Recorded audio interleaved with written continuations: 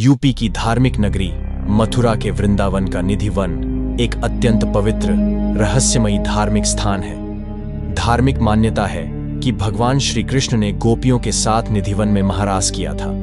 एक मान्यता यह भी है कि उसके बाद से निधिवन में भगवान श्री कृष्ण एवं श्री राधा आज भी अर्धरात्रि के बाद रास रचाते हैं। महारास का वर्णन कई वेदों और पुराणों में भी मिलता है।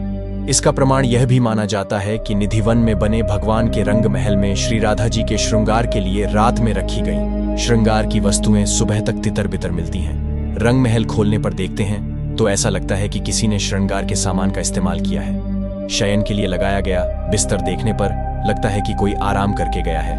पीने के लिए रखा हुआ पानी लोटे में कम या बिल्कुल नहीं मिलता। रंग महल वही स्थान है जहां भगवान महारास के बाद अपनी थकान मिटने के लिए श्री राधा रानी के साथ आराम किया करते थे।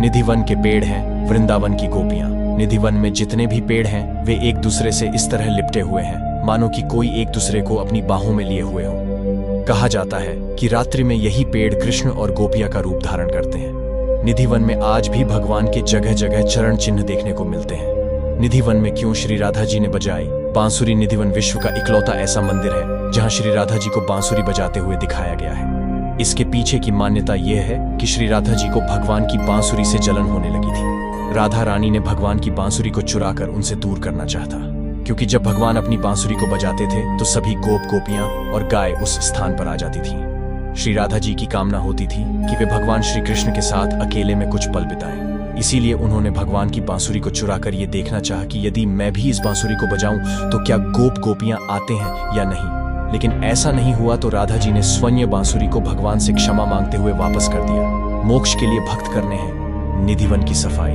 भगवान श्री कृष्ण रात्रि के समय आकर महारास करते हैं। निधिवन में आने वाले भक्तों द्वारा ही साफ सफाई की जाती है, झाड़ू लगाते हैं। भक्तों का मानना है कि जब रात्रि में भगवान यहाँ आकर महारास करें तो उनके पैरों में कहीं कांटे या कंकड़ न लग जाए। इसलिए हम इस वन की सफाई कर रहे हैं। भगवान की सेवा कर अपने जन्म को सफल बना रहे हैं।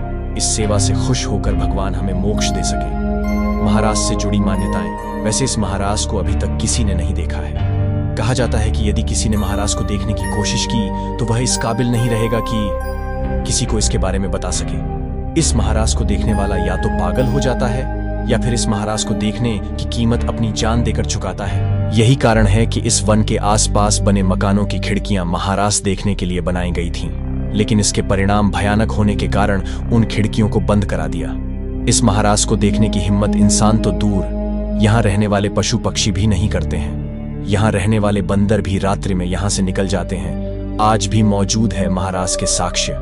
भले ही भगवान श्री कृष्ण ने द्वापर में यहाँ महाराज किया हो, लेकिन भक्तों का मानना है कि आज भी यहाँ आकर भगवान श्री कृष्ण गोपियों के साथ महारास करते हैं। यही कारण है कि देश विदेश से भक्त यहाँ आकर भगवान की लीलाओं का आनंद लेते हैं, भगवान की भक्ति में झूम कर नाचते गाते हैं। निधिवन राज के अंदर भगवान श्री कृष्ण और श्री राधा जी के महारास के साक्ष्य आज भी मौजूद हैं।